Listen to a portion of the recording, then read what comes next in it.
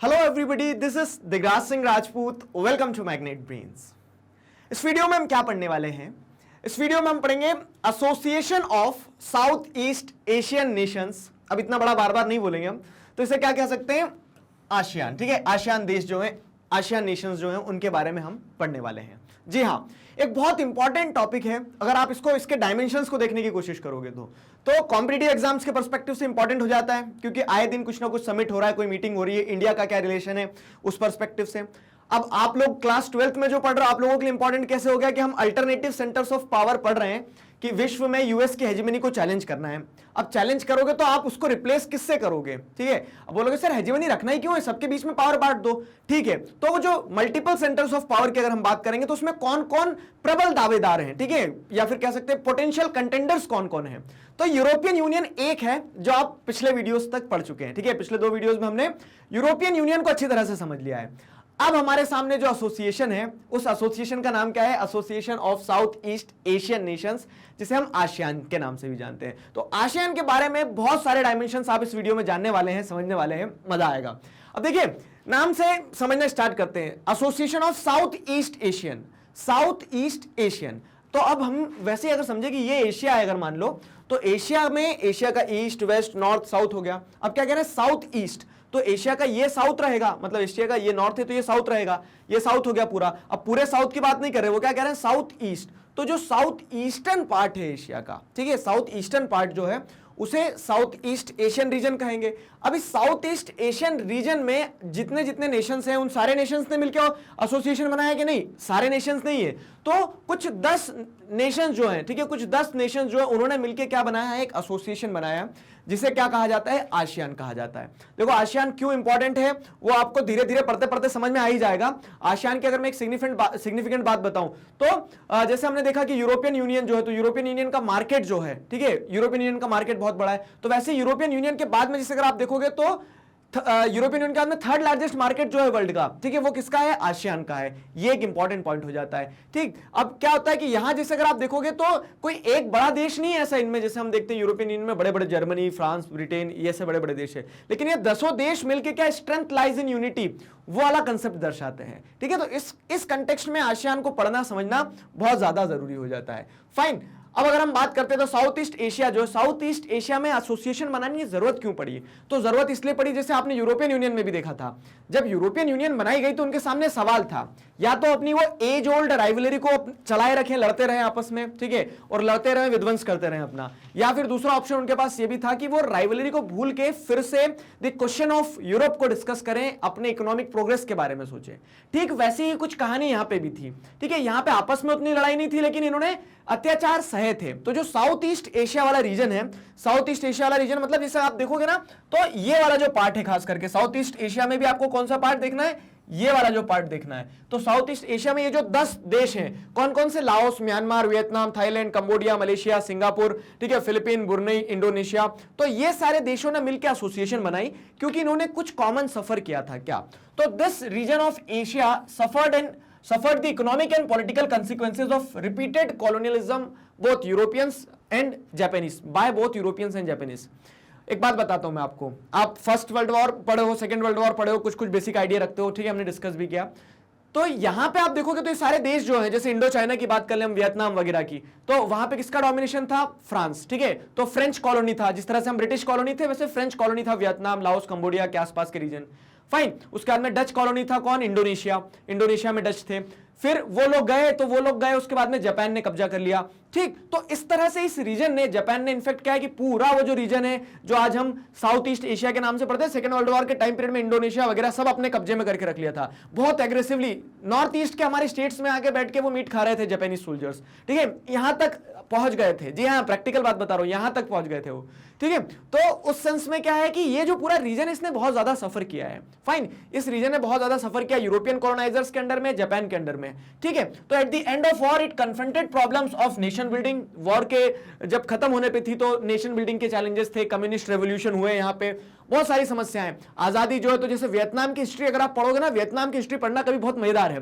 तो वहां पे क्या है कि वहां पे फ्रेंच को भगाया, फ्रेंच को भगाने के बाद में क्या है कि आप जैसे देखोगे तो कोल्ड वॉर वाला पीरियड था, तो सोवियत और कह सकते हैं मतलब आइडियोलॉजिकल कंफ्लिक्ट जो है, तो यूएस का भी इंटरेस्ट और ऊपर से यूएसएसआर का भी इंटरेस्ट, तो दोनों अपनी अपनी आइडियोलॉजी के चक्कर में उसको वियतनाम को उन्होंने बैटल ग्राउंड बना दिया, ठीक है। और जैसे देखोगे तो जापानीज भी इस बीच में आते हैं वियतनाम में, फाइन। तो और चाइना का भी इन्फ्लुएंस, तो इस तरह से क्या है बहुत मिलीजुली सरकारें चली है वहां पे, ठीक। तो नेशन बिल्डिंग जो है, नेशन बिल्डिंग कभी अलग पार्ट में था, वियतनाम साउथ वियतनाम अलग, नॉर्थ वियतनाम अलग, फिर एक बार मर्ज हुआ। तो उस तरह से ये जो रीजन है, ठीक है, at the end of war it confronted problems of nation building. और ये सिर्फ वियतनाम की कहानी नहीं, कंबोडिया में भी वही समस्या है, ठीक है, इंडोनेशिया में भी वही समस्या है। तो इस तरह से जो साउथ ईस्ट एशियन नेशंस तो ने बहुत ज्यादा सफर किया, the ravages of poverty and economic backwardness and the pressure to align with one great power और another during the cold war. वही अब कोल्ड वॉर के टाइम पे टग ऑफ वॉर चल रहा था, यूएस इधर खींच रहा है, ठीक है, यूएसएसआर उधर खींच रहा है। तो इस तरह से ये सारे देश बहुत परेशान थे, ठीक है, सारे के सारे देश क्या थे, बहुत ज्यादा परेशान थे। अब क्या है देखो, अब जब सारे देश परेशान थे तो उस बीच में क्या होता है, अगर ये मान लो कि इनमें से कुछ कंट्रीज क्या करते, कुछ कंट्रीज अगर यूएसएसआर को ज्वाइन कर लेते, और जो हुआ भी था, तो जैसे आप देखोगे नॉर्थ वियतनाम यूएसएसआर की तरफ टिल्ट हो गया, ठीक है, क्योंकि चाइना ऊपर दोस्त लगा हुआ था और चाइना, नॉर्थ वियतनाम, यूएसएसआर उस तरफ टिल्ट हुआ, तो वो भी उनके लिए घातक। क्यों? क्योंकि सिविल वॉर टाइप से सिचुएशन बनी रहती है। तो this was a recipe for conflict, ठीक है, which the countries of South East Asia could ill afford. तो किसी एक के साथ जाना, किसी एक ब्लॉक के साथ जाना उनके लिए क्या है, और कन्फ्लिक्ट बढ़ाने वाला था, ठीक। फिर क्या होता है, तो efforts at Asia and third world unity such as, अब आप बोलोगे हाँ सर तो किसी ब्लॉक के साथ नहीं जाना चाहिए था, हमने जो थर्ड वर्ल्ड कंट्रीज ने इनिशिएटिव चलाया था नॉन अलाइन मूवमेंट का, वो कितना अच्छा था। तो आप देखोगे तो बैंगडोंग कॉन्फ्रेंस वगैरह जो इंडोनेशिया की अगर हम बात करते हैं, फिर उसके बाद में क्या है, बैंगडोंग कॉन्फ्रेंस हुई होता है, नॉन अलाइन मूवमेंट जो होता है, तो इसका भी पार्ट था ना इंडोनेशिया, एशिया का अगर जैसे देखोगे रीजन, तो इंडोनेशिया भी उसी एशिया वाले रीजन में आ रहा है ना, साउथ ईस्ट एशिया रीजन में, लेकिन वो उतना इफेक्टिव नहीं रहा, ठीक है, उतना इफेक्टिव नहीं रहा नॉन अलाइन मूवमेंट। धीरे धीरे नॉन अलाइन मूवमेंट की सिग्निफिकेंस भी कम होते चले गई। नॉन अलाइन मूवमेंट में तो क्या कंट्रीज को आप जोड़े जा रहे थे, लेकिन कुछ अफ्रीका की, कुछ इंडिया की, मतलब कुछ अफ्रीका की, कुछ साउथ एशिया की, कुछ साउथ ईस्ट एशिया की, इस तरह से आप जोड़ रहे थे, तो उतना इफेक्टिव नहीं था, ठीक है, नॉन अलाइन मूवमेंट। और बैंगडोंग कॉन्फ्रेंस वगैरह जो हुआ था, तो they were ineffective in establishing the conventions for informal cooperation and interaction. तो इनफॉर्मल तरीके से कॉपरेशन किया जा सके, इकोनॉमी के बारे में सोचा जा सके, ठीक है, डेवलपमेंट के बारे में सोचा जा सके, तो वैसा कुछ अल्टरनेटिव अभी तक क्रिएट भी नहीं कर पाए थे कौन, साउथ ईस्ट एशियन नेशंस। आ गया समझ में? तो ये हमने बैकग्राउंड बता दिया कि साउथ ईस्ट एशिया में स्थिति क्या थी।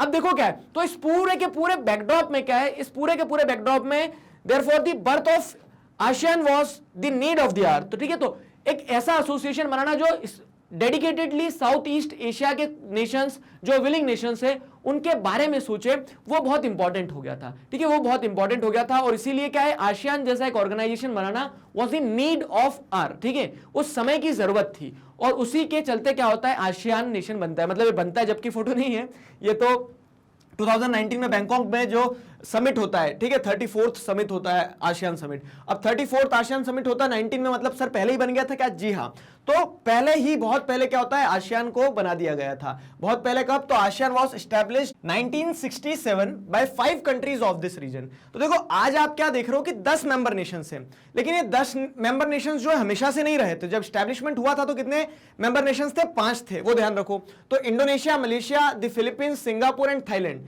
ठीक है, इतने मेंबर नेशंस थे, मतलब फाउंडिंग मेंबर्स हैं ये। अब देखो क्वेश्चन यही तो बनता है, क्वेश्चन कैसे बनता है, आपको क्लास 12th में भी बनेगा और जो कॉम्पिटिटिव्स की प्रिपरेशन कर रहे हैं आपको भी बनेगा कि which among this is not the founding member. 4-5 नाम लिख देंगे, नॉट द फाउंडिंग मेंबर करके पूछ लेंगे आसियान का, तो वो बारीकी ध्यान रखना है यहाँ पे, ठीक है। तो Indonesia, Malaysia, Philippines, Singapore and Thailand, ये 5 फाउंडिंग मेंबर्स थे। और विद इन अ ईयर फिर क्या है, बाकी जो मेंबर्स हैं बचे हुए, ठीक है, बाकी जो बचे हुए मेंबर्स हैं वो भी ज्वाइन कर लेते हो, जैसे Indonesia, Malaysia, Philippines, Singapore, Thailand. इसके अलावा आप जैसे देखोगे तो इसके अलावा जो मेंबर्स हैं कौन कौन हो गया कि ब्रुनेई हो गया, सिंगापुर तो था, ठीक है, सिंगापुर था, तो थाईलैंड हो गया, ये लाओस हो गया। तो ये नेशंस बाद में ज्वाइन कर लेते हैं, ये नेशंस बाद में ज्वाइन कर लेते हैं। अब ऑब्जेक्टिव क्या, देखो ये बनाया क्यों गया था ऑर्गेनाइजेशन, तो ऑब्जेक्टिव को बहुत अच्छे से समझना। 2 ऑब्जेक्टिव है यहाँ पे, मतलब 2, ये पूरा एक साथ मिला के भी लिख सकते हो, what is the objective behind establishment of ASEAN. तो what is the objective? The objective of ASEAN were primarily to accelerate economic growth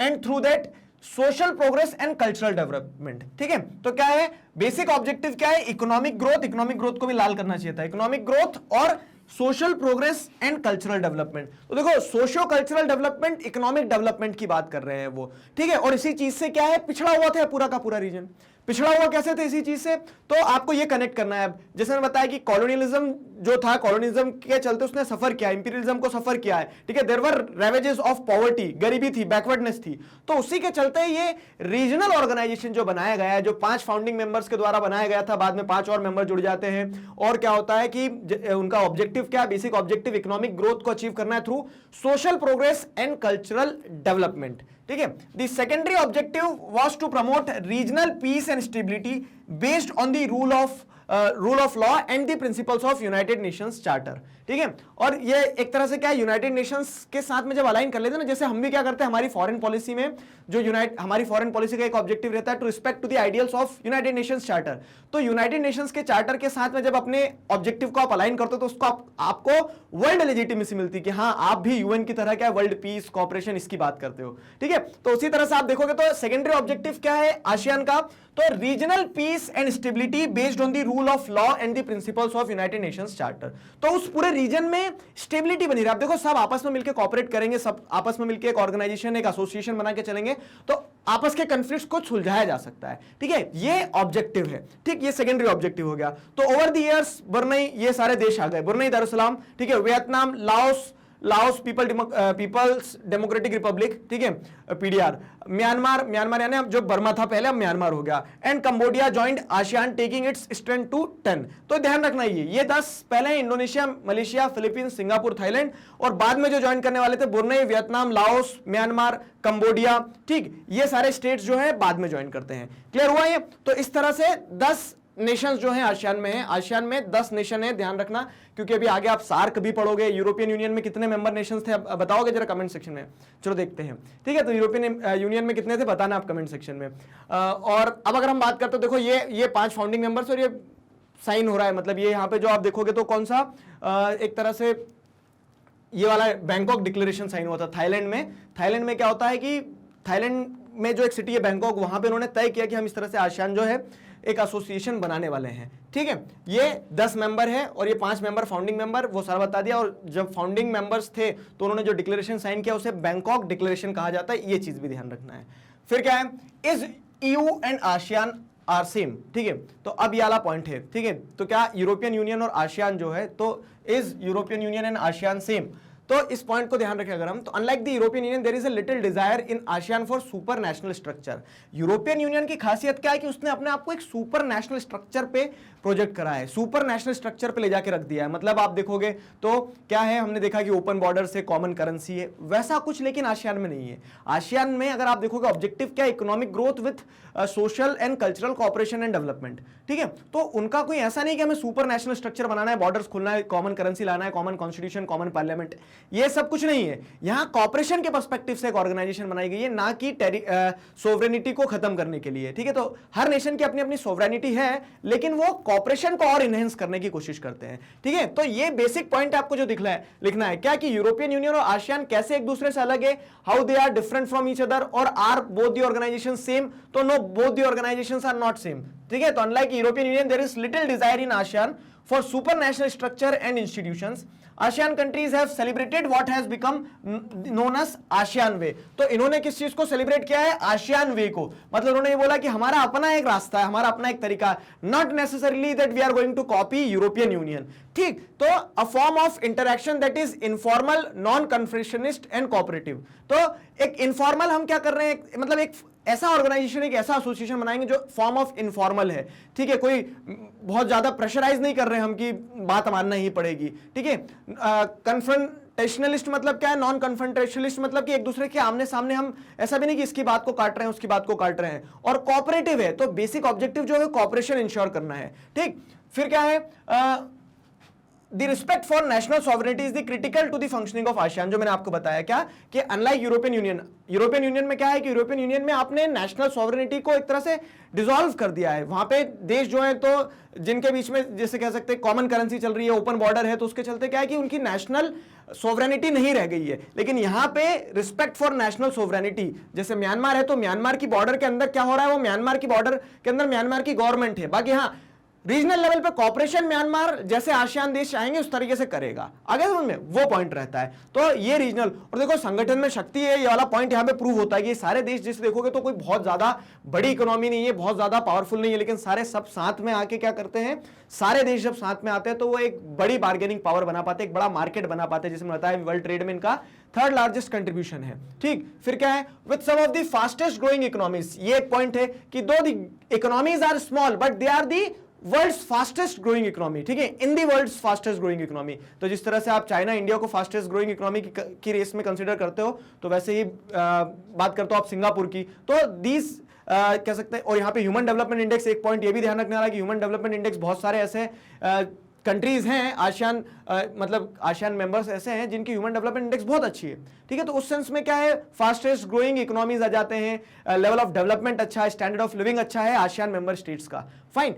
तो ASEAN broaden its objective beyond the economic and social sphere. और अब क्या होता है, तो धीरे धीरे जैसे आप देखोगे तो आसियान ने अपने कोऑपरेशन को ये देखा कि हाँ सक्सेसफुल यील्ड्स निकल के आ रही हैं, तो they have taken initiatives to extend the cooperation, ठीक है, to extend the cooperation beyond economic and social sphere. Economic और सोशल स्फीयर से आगे जाते हुए उन्होंने क्या किया, तो सिक्योरिटी के पर्सपेक्टिव से, कल्चरल पर्सपेक्टिव से उन्होंने क्या किया है, अपने इस कोऑपरेशन को इंश्योर किया है। तो in 2003 ASEAN moved along the path of EU by agreeing to establish the ASEAN community comprising 3 pillars, ठीक है। तो जिस तरह से देखो स्टेजेस में क्या होता है कि किसी भी रीजनल एसोसिएशन का इवोल्यूशन होता है।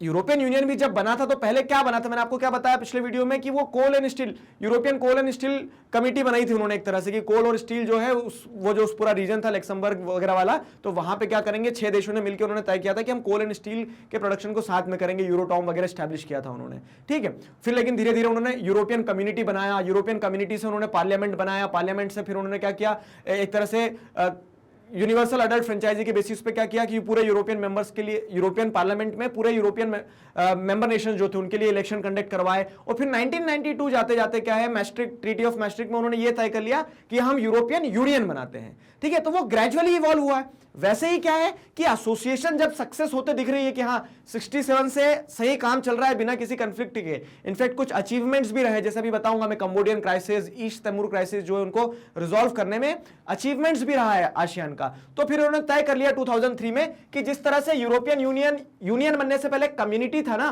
तो वैसे ही हम आसियान कम्युनिटी बनाएंगे। आसियान कम्युनिटी 3 पिलर्स पर बेस्ड है, ये पॉइंट समझो बहुत अच्छे से। आसियान कम्युनिटी जो है तो 3 पिलर्स पर बेस्ड है। क्या है 3 pillars? The ASEAN security community, the ASEAN economic community and the ASEAN socio cultural community, ठीक है। तो इस तरह से क्या है कि आसियान ने अपने आप को और डाइवर्सिफाई करा, ये प्रोडक्ट रेंज बढ़ गई उनकी। क्या है तो ASEAN security community, political and security community, जिसे अगर आप देखोगे तो अब दिखती बात है कि पॉलिटिकल और सिक्योरिटी मैटर्स पे सारे देश एक साथ काम करेंगे। अभी तक जो इकोनॉमिक और सोशल स्फीयर में काम कर रहे थे वो सिक्योरिटी स्फीयर में भी काम करेंगे, फाइन। फिर क्या है आसियान इकोनॉमिक कम्युनिटी, तो इकोनॉमिक पे पहले ही काम कर रहे थे, उसको और स्पेशलाइज तरीके से इकोनॉमिक कम्युनिटी संभालेगी, तो एईसी स्टैब्लिश करते हैं वो। आसियान सोशो कल्चरल कम्युनिटी, तो इन सारी चीजों के बारे में हम आगे डिस्कस करते हैं एक एक से, ठीक। तो क्या हो रहा है देखो, ASEAN security community based on the conviction that outstanding territorial disputes should not escalate into armed confrontation।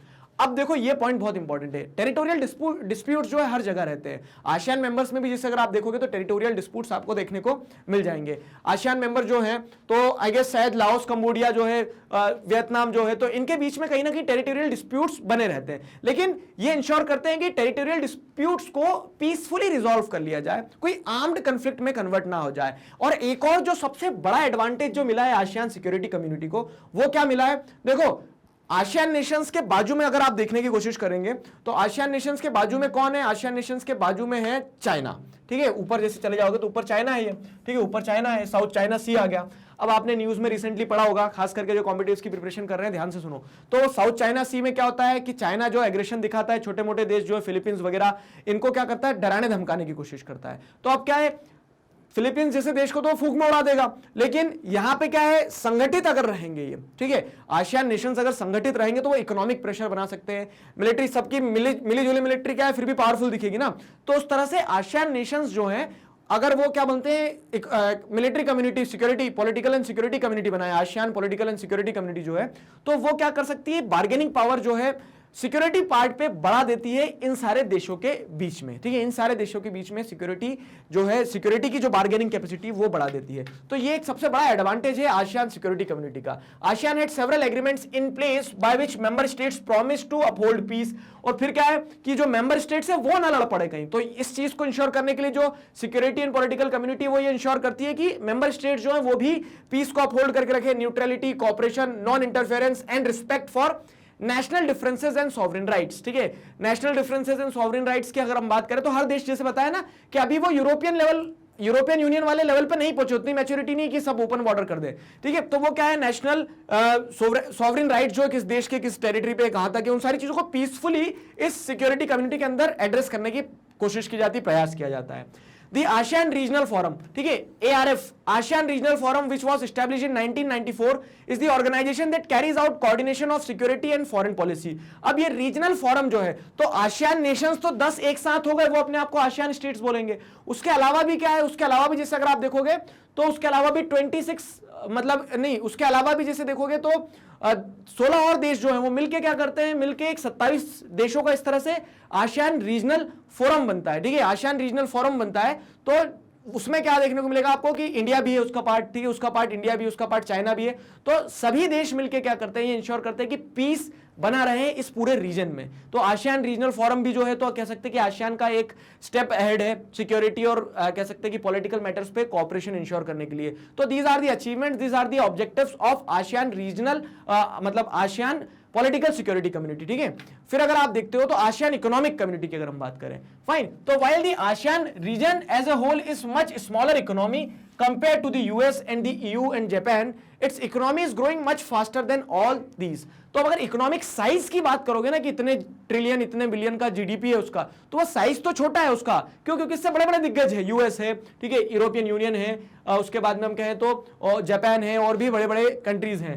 लेकिन इसका ऑब्जेक्टिव क्या है, फिर भी जैसे देखोगे तो इकोनॉमिक कम्युनिटी बनाने के पीछे का ऑब्जेक्टिव यह है कि वो अपनी कह सकते हैं रीजनल लेवल पे इकोनॉमिक पावर को स्ट्रेंथन कर पाए, ठीक है, to create a common market place and production based within ASEAN states and to aid social and economic development in the region। तो रीजनल लेवल पे इकोनॉमिक डेवलपमेंट हो, ठीक है, उसका ऑब्जेक्टिव कुछ ये नहीं कि हमें बड़ी बड़ी इकोनॉमिक पावर्स को टक्कर देना है, और वो अल्टीमेटली क्या होगा कि over the period of time जब वो बड़ी होगी इकोनॉमिक साइज तो टक्कर देगा। लेकिन प्राइमरी फोकस यही है आसियान इकोनॉमिक कम्युनिटी का, क्या कि वो जो रीजनल लेवल पे इकोनॉमिक मतलब उस रीजन में इकोनॉमिक डेवलपमेंट को इंश्योर कर सके। The economic community would also like to improve the existing ASEAN dispute settlement mechanism to resolve economic disputes।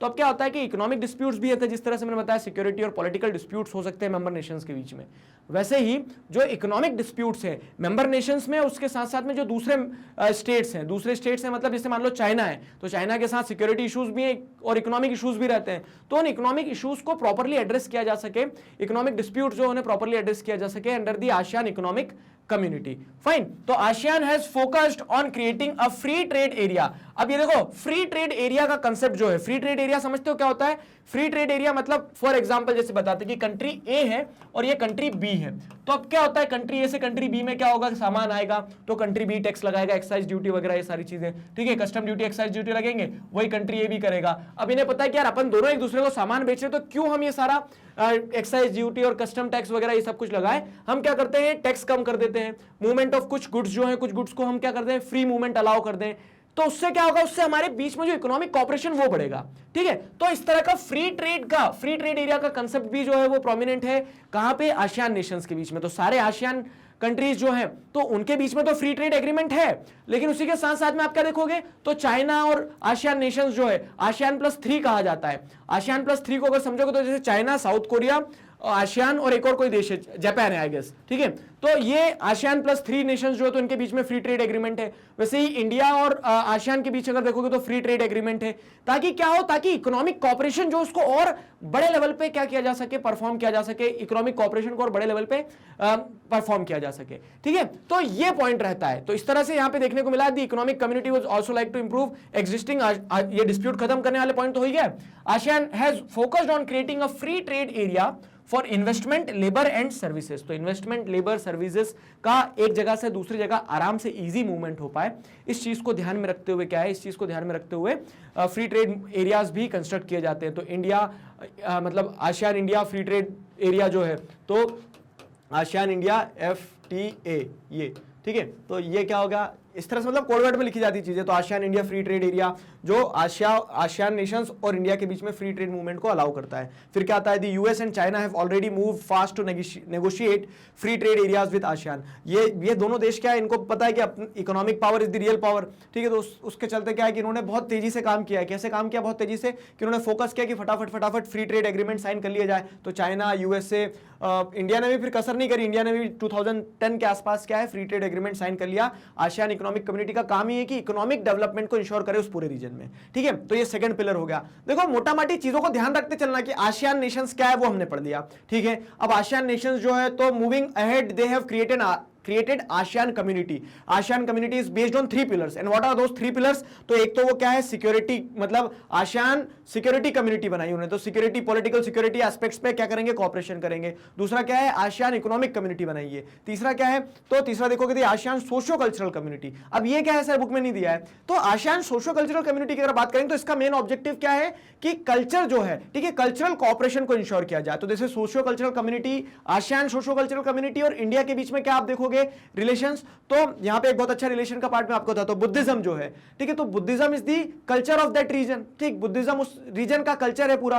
अगर आप बात करेंगे लाओस, कंबोडिया, वियतनाम वगैरह, इंडोनेशिया, जैसे इंडोनेशिया में तो खैर इंडोनेशिया में आप देखोगे मुस्लिम पॉपुलेशन ज्यादा, लेकिन ऊपर के जो इंडो चाइना वाले रीजन है तो वहां पे बुद्धिज्म है। म्यांमार हो गया, ठीक। तो अब इनका और इंडिया का क्या हो गया, कल्चरल टाइज हो गए। तो इस तरह से जो सोशो कल्चरल कम्युनिटी है वो मेंबर नेशंस के बीच में कॉमन कल्चर को इनहेंस करती है, साथ ही साथ अदर स्टेट्स के साथ कल्चरल वैल्यूज को इंप्रूव करने पे भी फोकस करती है। अदर स्टेट्स के साथ तो एडिशनल पॉइंट होगा, बाकी मेन उनकी प्रायोरिटी जो रहती है तो वो अपने ही देशों के बीच में क्या करें, जो मेंबर नेशंस हैं उनके बीच में सोशो कल्चरल कह सकते हैं कॉपरेशन को इंश्योर करें, ठीक है। सोसाइटी में, उनके कल्चर में कॉपरेशन को इंश्योर करें, रिलीजियस कल्चर्स जो उनमें कॉपरेशन को इंश्योर करें। तो फ्री ट्रेड एरिया ये हो गया, सोशो कल्चरल कम्युनिटी ब्लूप्रिंट 2025 तक का जैसे प्लानिंग होती है, मीटिंग होती है, वो सारी चीजें क्लियर। अब अगर हम आगे बढ़ते हैं तो आसियान जो है ना, आसियान नेशंस जो है तो ये तो अपने आप में ग्रो कर ही रहे हैं, मतलब फास्टेस्ट ग्रोइंग इकोनॉमीज में इनका भी नाम आता है, आसियान नेशंस का भी। उसी के साथ साथ में as an organization it is rapidly growing regional organization, ठीक है। रैपिडली ग्रो करने वाली रीजनल ऑर्गेनाइजेशन है। तो एट टाइम्स क्या होता है कि आसियान ज्यादा सिग्निफिकेंट हो जाती है। खैर इंडिया का जो कनेक्शन है आसियान के साथ में, आप जैसे देखोगे क्वेश्चन ये भी बन जाता है, which ASEAN nation shares border with India, ठीक। तो कॉम्पिटिटिव्स में देखो बहुत बारीकी से चीजों को पकड़ना पड़ेगी आपको। तो म्यांमार जो है, अगर आप बॉर्डर को देखोगे तो इस तरह से क्वेश्चन मैप पे जो आते हैं, ज्योग्राफी के क्वेश्चन मैप पे अधिकतर, अब ज्योग्राफी, पॉलिटी वगैरह सब इंटरनेशनल रिलेशन ऐसे घुमा के मिला के क्वेश्चन पूछ लेते कि which of the ASEAN nation shares border with land border with India. तो हमारे नॉर्थ ईस्ट स्टेट्स और म्यांमार के बीच में बॉर्डर शेयर होती है। फिर उसके बाद में सी बॉर्डर देखोगे तो इंडियन ओशियन में जुड़े हुए हैं ये सब। सिंगापुर तो इधर खैर अंदर हो गया थोड़ा सा, तो आप जैसे देखोगे म्यांमार, थाईलैंड, सिंगापुर, इंडोनेशिया ये सारे स्टेट जो जुड़े हुए सी बॉर्डर से हमारी, ठीक है। तो इस तरह से थोड़ा सा ज्योग्राफी को भी ध्यान में रखना है जब आप पढ़ेंगे, क्लियर। तो हम क्या बात कर रहे थे, हमने तीनों पिलर समझ लिए हैं आसियान कम्युनिटी के। आसियान कम्युनिटी के तीनों पिलर समझने के बाद हम ये पढ़ रहे हैं कि रैपिडली ग्रोइंग रीजनल कॉर्पोरेशन है, ठीक है। तो एक रीजनल एसोसिएशन, रीजन ऑर्गेनाइजेशन ऐसी है जो बहुत तेजी से ग्रो हो रही है। तो अब ग्रो तेजी से हो रही है तो उनका विजन भी तेजी से बढ़ रहा है। तो इसका 2020 का अगर विजन देखोगे तो इट्स मतलब 2020 तक का जो विजन है, इट्स विजन 2020 ऐसा रहता है ना कि हमने भी विजन देखा है कि 2030 तक हम कहां होंगे ऐसा। तो it's vision 2020 has defined an outward looking role for ASEAN in the international community। तो इंटरनेशनल कम्युनिटी में एक आउटवर्ड लुकिंग रोल को एम्फसाइज किया है। आउटवर्ड लुकिंग रोल को एम्फसाइज किया मतलब, तो यहां पे आप देखोगे तो कि मेंबर नेशंस ने तो जितना करना था सहयोग कर लिया, अब हमें आगे के बारे में भी सोचना है। तो इसका एक सबसे अच्छा एग्जांपल क्या है, आरसी, ठीक है, regional comprehensive economic partnership, RCEP. अभी आरसीईपी, अब देखो कैसे चीजों को कनेक्ट करना है। रिसेंटली न्यूज में था, क्यों, क्योंकि इंडिया ने बाहर निकाल लिया अपने आप को। तो आरसीईपी में जैसे आप देखोगे तो ये 10 नेशंस हैं, कौन से, आसियान नेशंस जो हैं। तो ये 10 नेशन तो ये हो गए, उसके अलावा चाइना भी है इसमें, जापान भी है। तो आसियान +3 जो है, China, Japan, south Korea, Australia, New Zealand भी है और इंडिया भी हुआ करता था। लेकिन इंडिया ने क्या कर लिया, स्टेप बैक कर लिया आरसीईपी से। क्यों कर लिया, तो इंडिया ने कहा कि हमारे इंटरेस्ट, जो इकोनॉमिक इंटरेस्ट, वो हार्म हो रहे हैं, ठीक है। खैर ये जो है तो ये दर्शाता है कि किस तरह से एक रैपिडली ग्रोइंग रीजनल ऑर्गेनाइजेशन के रूप में आसियान नेशन आपको देखने को मिलेगा। दस ASEAN has mediated the end of Cambodian conflict, the East Timor crisis and meets annually to discuss East Asian cooperation. East Asia में कॉपरेशन को इंश्योर करने के लिए एनुअल मीटिंग होती रहती है। और मैंने जो आपको बताया कि सक्सेसफुली आसियान ने क्या किया है, अपने आप को एक कह सकते हैं सक्सेसफुल रीजनल ऑर्गेनाइजेशन की तरह स्टैब्लिश किया है। अभी एक सक्सेसफुल कह लो, ठीक है, एक रीजनल ऑर्गेनाइजेशन आप सार्क भी पढ़ोगे, ठीक है, जो इंडिया पाकिस्तान वाला है, लेकिन वो सक्सेसफुल क्यों नहीं है, ठीक है, तो उसके भी कारण आपको समझ में आएंगे। और ये सक्सेसफुल क्यों है तो इसके कारण आपको समझ में आ रहे हैं कि कैसे 67 के बाद से ही वो धीरे धीरे करते करते अपने आप को ऑर्गेनाइजेशन को बड़ा किया। ऑर्गेनाइजेशन को बड़ा करने के साथ साथ में वो अब कह सकते हैं कि सिर्फ एसोसिएशन से उठ के कम्युनिटी के फॉर्म में कन्वर्ट हो रहे हैं, ठीक है, और अपनी कम्युनिटी से हटके भी क्या है, बड़े कॉपरेशंस को इंश्योर कर रहे हैं। तो वो प्रोग्रेस दिखाता है। सार्क की जब आप कहानी पढ़ोगे तो उतना सक्सेसफुल नहीं रहा सार्क, अपने लिमिटेशन से उसमें, वो भी हम डिस्कस करेंगे आगे। बाकी जो बात कर रहे थे हम क्या कि ASEAN has mediated the end of Cambodian conflict and the east Timor crisis. तो कंबोडिया जैसे देखोगे, वियतनाम, कंबोडिया भी पार्ट है किसका, कंबोडिया भी जिसे अगर आप देखोगे तो पार्ट है आसियान नेशंस का। और ईस्ट तिमोर जो है, तो ईस्ट तिमोर जो है छोटा सा दिख रहा है यहाँ पे, आज तो ये इंडिपेंडेंट नेशन है, 2002 के बाद से इंडिपेंडेंट नेशन है। लेकिन अगर आप जैसे समझेंगे तो क्या है, 2002 के पहले इंडोनेशिया जो है, ठीक है, तो 2002 के पहले ये इंडोनेशिया है। जैसे इंडोनेशिया को देखोगे ना तो सुमात्रा, जावा, बाली, ठीक है, वेस्ट तिमोर, ये सारा पार्ट क्या है, ये इंडोनेशिया का पार्ट है ना। तो इंडोनेशिया ने ईस्ट तिमोर में कब्जा कर लिया था, ठीक है, यहाँ पे सिविल वॉर चल रही थी। वही केस कंबोडिया में भी था, कम्युनिस्ट और जो नॉन कम्युनिस्ट थे उनके बीच में भी सिविल वॉर चल रही थी। तो इन सिविल वॉर्स को खत्म करने में ये जो क्राइसिस यहाँ डेवलप हुए, ठीक, इन क्राइसिस को रिजॉल्व करवाने में क्या है, एक इंपॉर्टेंट रोल देखने को मिला है आसियान ऑर्गेनाइजेशन का, ठीक है, एसोसिएशन का एक इंपॉर्टेंट रोल देखने को मिला है। ठीक, सो दिस वाज ऑल अबाउट ये कंबोडियन कॉन्फ्लिक्ट के बारे में, ईस्ट तिमोर क्राइसिस के बारे में, ठीक है। So this was all about ASEAN organization, ठीक है, आसियान एसोसिएशन के बारे में आपने पढ़ा, आसियान नेशंस के बीच में कॉपरेशन। अब इंडिया के पर्सपेक्टिव से अगर देखें तो इंडिया आसियान की क्या कहानी है, इंडिया आसियान की क्या कहानी है, तो जैसे अगर हम समझेंगे तो the current economic strength of ASEAN, specially its economic relevance as a trading and investment partner to the growing Asian economies such as India and China, makes this an attractive option, ठीक है, या फिर हम क्या कहेंगे, preposition. Fine, तो अब यहां पे आपको पॉइंट समझना है कि आसियान की सिग्निफिकेंस हमारे लिए क्यों है, पता है, क्योंकि आसियान एक रैपिडली ग्रोइंग ऑर्गेनाइजेशन की तरह है, ठीक है। इंडिया से आप देखोगे तो सिंगापुर जो है, तो सिंगापुर में आप जाओगे तो आपको बहुत सारे इंडियंस मिल जाएंगे, बहुत सारी इंडियन फर्म्स मिल जाएंगी, ठीक है, ट्रेड रिलेशंस जो है बहुत ज्यादा है, ठीक। तो ये सारी चीजें जो करंट इकोनॉमिक स्ट्रेंथ है आसियान की, वो रैपिडली ग्रोइंग इकोनॉमीज जो है ना एशिया रीजन में, देखो यूरोपियन यूनियन के साथ में क्या एक जियोग्राफिकल प्रॉक्सिमिटी नहीं है हमारी, मतलब जियोग्राफिकली वो हमसे दूर है, बीच में मिडिल ईस्ट और ये सारी चीजें आ जाएगी तो वहां जाते जाते टाइम लगेगा। लेकिन जियोग्राफिकली अगर आप देखोगे तो आसियान नेशंस जो है, आसियान जो पूरा ऑर्गेनाइजेशन है, उसके साथ में ज्योग्राफी हमारे फेवर में है कि we can cooperate, we can ensure greater cooperation. तो अगर हमें अपनी इकोनॉमिक पावर बढ़ाना है तो हमें उनके साथ में कॉपरेशन करना पड़ेगा, ठीक है। तो इसके चलते आप देखोगे तो for India ASEAN is very relevant and for ASEAN India is relevant. India is no doubt, India is also big market, ठीक है, इंडिया भी एक बड़ा मार्केट है। तो उस तरह से क्या है, इनके बीच में कॉपरेशन होगा, दोनों ही विन विन वाली सिचुएशन है दोनों के लिए। फाइन, तो during the cold war years Indian foreign policy did not पे एडिक्वेट अटेंशन टू आसियान। तो कोल्ड वॉर पीरियड में हमने उतना ध्यान नहीं दिया आसियान देशों पे।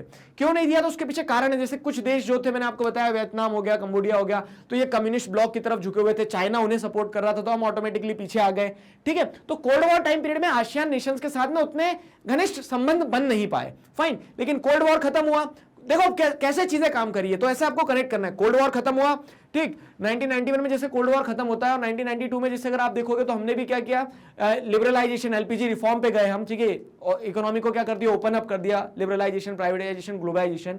तो उसके चलते क्या हुआ, उसके चलते एक तरह से हम देखेंगे तो हमने भी इकोनॉमिक ग्रोथ को एस्पायर किया। अब ये जो एसोसिएशन है, ठीक है, आसियान एसोसिएशन जो है, तो यहां पे आपको क्या देखने को मिला कि ये भी इकोनॉमिकली ग्रो कर रहे थे। तो ऑटोमेटिकली जब आपके इंटरेस्ट सेम होते तो आप पास आते चले जाते हो, ठीक है। तो वही हुआ। तो but in the recent years India has tried to make amends, ठीक है, अमेंड्स मतलब कि जो हमारी पहले उनसे स्टेइंग अलूफ वाली पॉलिसी थी उसको खत्म करते हुए हम उनके टुवर्ड्स गए हैं, नजदीकियां बड़ी है, ठीक है। तो but in recent years India has tried to make amends, it sign trade agreement with in 3 ASEAN members Malaysia, Singapore and Thailand. तो ये पहले क्या है, मलेशिया, सिंगापुर, थाईलैंड के साथ हमने ट्रेड एग्रीमेंट साइन किए, फिर स्लोली क्या हुआ, तो जो फ्री ट्रेड एग्रीमेंट की मैंने बात बताई आपको आगे, तो आसियान ने क्या बहुत सारे देशों के साथ फ्री ट्रेड एग्रीमेंट, और पहले हम क्या थे, तो पहले जैसे देखोगे तो आरसीईपी के हम मेंबर भी थे, ठीक है, लेकिन आरसीईपी जो हमने रिसेंटली शायद 2019-20 में हमने एग्जिट मारा है, ठीक। तो उस तरह से क्या है कि धीरे धीरे हमने आसियान के साथ में क्या है कॉपरेशन बढ़ाया है। तो the ASEAN India free trade agreement came into effect in 2010। तो ASEAN India free trade agreement जो है तो it came into effect in 2010। तो जब से क्या है आप देखेंगे तो बहुत सारे गुड्स, इन्वेस्टमेंट, लेबर, इनका मूवमेंट जो है होता रहा है एक तरफ से दूसरी तरफ। तो इस तरह से this shows that we are in the process of building up the relation, good relation with ASEAN nations, ठीक है। आसियान के साथ में हम क्या करें, अच्छे रिलेशन बनाने की उसमें है। अब देखो ये कि मुझे डेटा मिला है, शायद किसी न्यूज पेपर का या फिर कहां से मिला, लेकिन मिला है तो इसको समझो जरा। तो क्या है कि अगर देखोगे investment made from ASEAN to India, तो आसियान नेशंस ने जितना इन्वेस्टमेंट इंडिया में किया है, कितना किया है, 70 बिलियन का। इंडिया ने जो किया है 70 बिलियन यूएस डॉलर की बात करें, 40 बिलियन यूएस डॉलर का इन्वेस्टमेंट किया है, ठीक है। तो trade between India and ASEAN अगर जैसे देखोगे तो 65.4 बिलियन 2015-16 का, ये तो अब तो और बढ़ी गया होगा।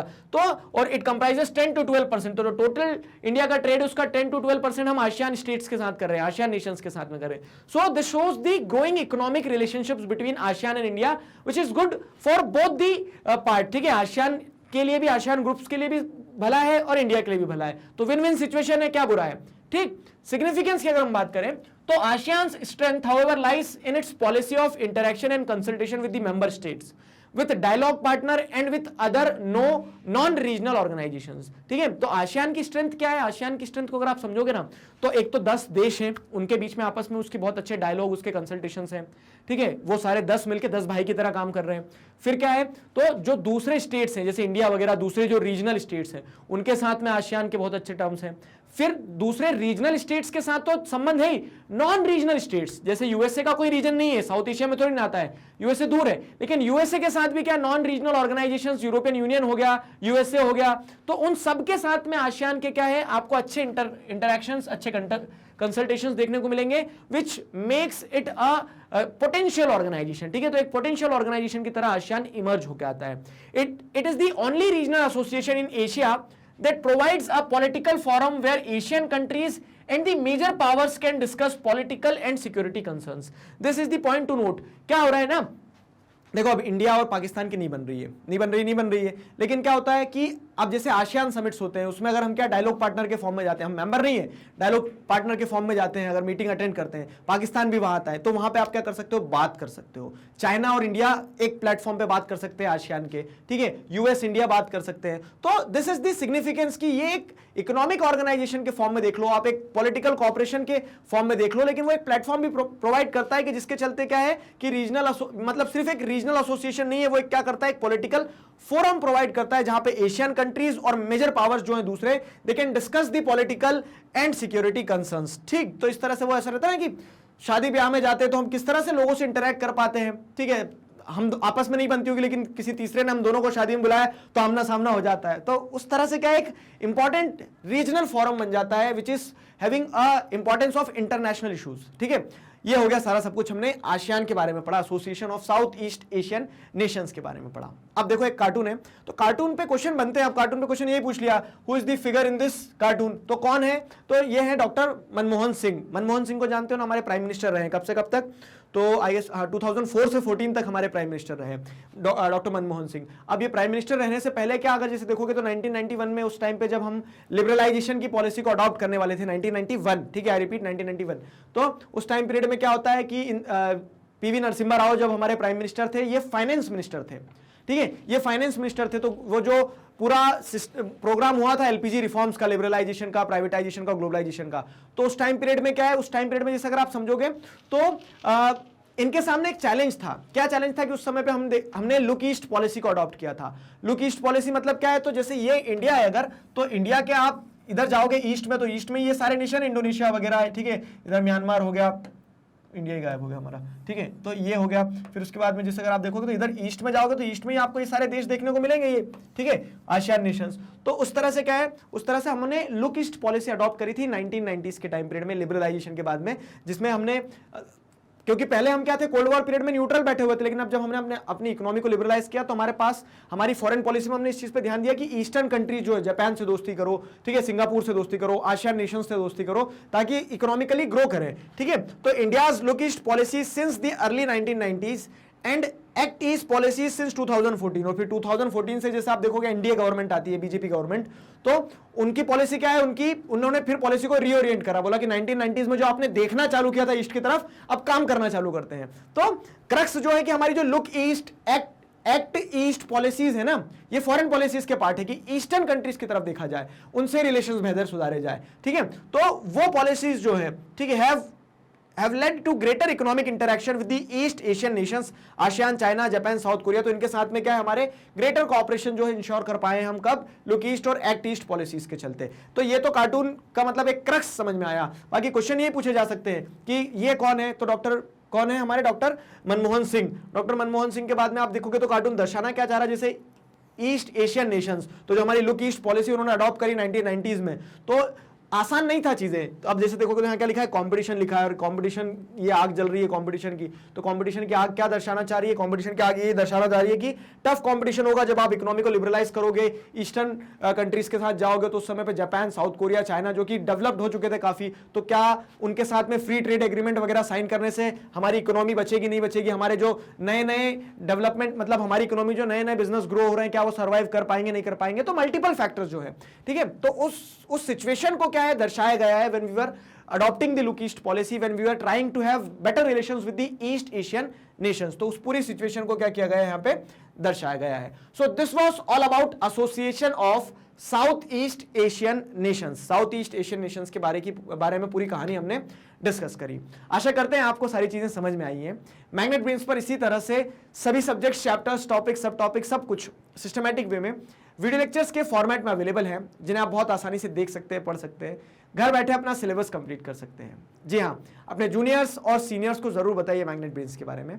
और आपको एक और इंपॉर्टेंट चीज मैं बता देता हूं कि मैग्नेट ब्रेन्स पर ये सारे वीडियो लेक्चर जो यूट्यूब पर अवेलेबल हैं, अगर आपको ढूंढने में दिक्कत जाती है तो आप वेबसाइट पर भी जाकर सारी चीजें सर्च कर सकते हैं। करना क्या है, magnetbrains.com सर्च करना है गूगल पर, वेबसाइट खुलेगी, कुछ इस तरह का इंटरफेस आएगा। जब आप वेबसाइट को क्लिक करेंगे तो वहां पे आप जिस भी क्लास में, आपको क्लास सेलेक्ट करना है, क्लास सेलेक्ट करते के साथ में ही आपके सामने वो सारे सब्जेक्ट्स आ जाएंगे जो आपको उस क्लास में पढ़ाए जाते हैं। ठीक है, जो आपको उस क्लास में पढ़ाए जाते हैं, तो वो सारे सब्जेक्ट्स आपके सामने जाएंगे। फिर आपको जो सब्जेक्ट पढ़ना है, आपको जिस भी सब्जेक्ट को पढ़ना है, उस सब्जेक्ट को सेलेक्ट करो, उस सब्जेक्ट के चैप्टर्स, टॉपिक्स, सब टॉपिक्स, सारा सब कुछ इसी तरह से अरेंज होगा। वहां पे आपको अपना टॉपिक सेलेक्ट करना है। आप जिस टॉपिक को देखना चाह रहे हैं उसका वीडियो आप आराम से बैठकर देखिए, सिलेबस कंप्लीट करिए। और ये सिर्फ क्लास 12 के लिए नहीं है, किंडरगार्टन से क्लास 12 तक के लिए, सबके लिए। तो अपने जूनियर सीनियर्स को जरूर बताइए। मिलते हैं नेक्स्ट वीडियो में अगले टॉपिक के साथ। Till then stay connected, keep learning. Thank you very much.